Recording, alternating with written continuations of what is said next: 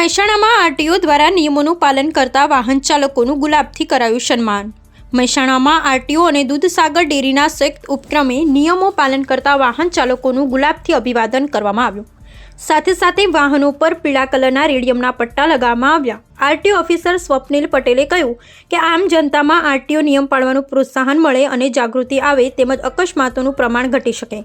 કાર્યક્રમ દરમિયાન 3 સવારી એક્ટિવા મહિલા ચાલકની પાછળ બેસેલ 3 સવારીએ હેલ્મેટ પહેરેલ કિસ્સાએ રમૂજ ઊભું કરેલ।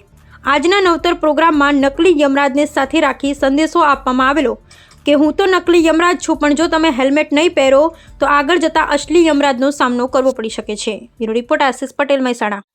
રોડ સેફ્ટી મંથ 2025 અંતર્ગત આજે અવેરનેસના જે કાર્યક્રમો જે કરીએ છીએ એની અંદર આજે એક નવતર પ્રયોગ કર્યો છે કે જેમાં મહેસાણા જિલ્લાના જે રાધનપુર ચોકડી અને ડેરી રોડ છે, ડેરી રોડ ઉપર જે લોકો રોડ સેફ્ટીના નિયમોનું પાલન નથી કરતા, હેલ્મેટ સીટ બેલ્ટ નથી પહેરતા, એવા લોકો માટે આજે એક સોફ્ટ એન્ફોર્સમેન્ટનો કાર્યક્રમ કર્યો છે કે જેની અંદર જે લોકો પાલન કરે છે એમના માટે ચોકલેટ અને ફૂલનું એમને અભિવાદન કરી એમને પ્રોત્સાહિત કર્યા છે।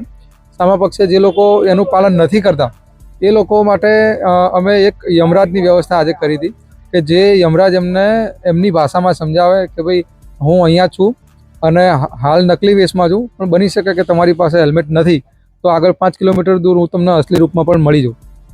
એ સંજોગોમાં મારી ગદાનો પ્રહાર તમારી હેલ્મેટ હશે એ જ વેઠી શકશે। તો આ રીતે લોકોમાં જાગૃતિ કરવા માટે અમે નવો પ્રયોગ કર્યો છે અને લોકોએ આને સારો પ્રતિસાદ આપ્યો છે અને હસતા હસતા પોતાની ભૂલો સ્વીકારી છે।